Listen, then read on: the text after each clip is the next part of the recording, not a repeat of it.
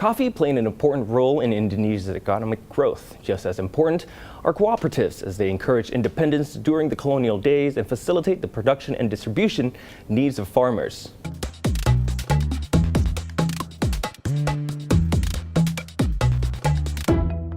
For the first time in Indonesian history, one cooperative will establish itself as the first all-women coffee farmers cooperative. Here with me today is spokesperson for Java Mountain Coffee, Ms. Nadine Alexandra. Welcome to The Perspective. Thank you very much for having me today. Right. So I understand Java Mountain Coffee is a social enterprise. Would you like to elaborate on that a little bit? So Java Mountain Coffee was established in late 2015 as a social enterprise, and our main objectives and our main goals are to better the lives of women farmers and also to provide sustainably sourced coffee. Right. The reason we have these two objectives in mind is because, first of all, women farmers do 60% of the work on the farms, and yet they only earn 10% of total household income and only own 1% of the land. Right. And also at the same time, if you want to talk about sustainable coffee, in all of Asia, only 12% of the coffee is sustainably sourced, and in all of the world. All of the world, only 12%. Only 12% is sustainably sourced, and in Asia it's only 1%. Exactly. Right, and we'll get back into sustainable coffee a little bit later on. But currently, I would like to talk about Java Mountain Coffee itself. Yes. What is it exactly that the social enterprise do? So, with Java Mountain Coffee, what we're trying to do is we're trying to make sure that the people who are at the front lines, who are doing the most amount of work, are being paid properly for the work that they're doing. Right. And especially here, if you're looking at the fact that these women farmers are doing most of the work and yet they earn so little, we're trying to empower and educate them. Okay. And so under Java Mountain Coffee, just recently we've established and legalized the first all-women's coffee cooperative in all of Indonesia, which is the Java Mountain Coffee Coffee Cooperative. Right. Sorry, the Java Mountain Women's Coffee Cooperative.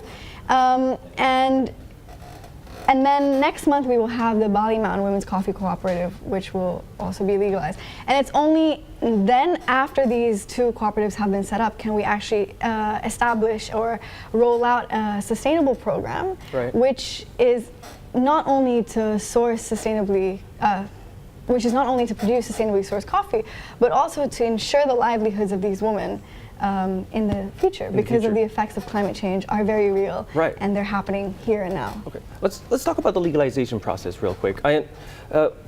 Becoming a cooperative in Indonesia takes a long time. Yes. There's quite a couple of requirements that you need to do. You need to be legalized by the government before you can actually do anything. Yes. What is it like for Java Mountain Coffee?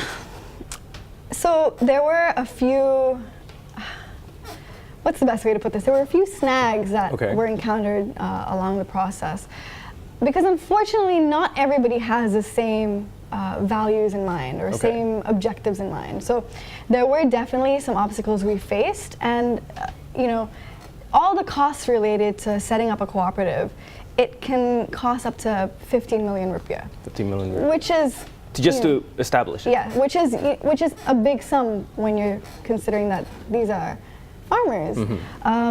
So obviously the costs were a problem for the farmers to set up the cooperative by themselves, but also there was a lot of bureaucratic problems that were also faced. But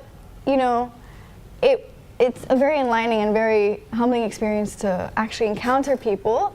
They may be the minority, but these are the people who have the same values in mind and who want to see the women's livelihoods improve and to see the betterment of their lives as well. So yes, there were some problems that we were, you encountered for a little bit. So there definitely were some problems that were encountered, but usually the process can take up to 3 years. But in this case, that's the normal process. That's the normal process, because at the regional and national level, there are some differences.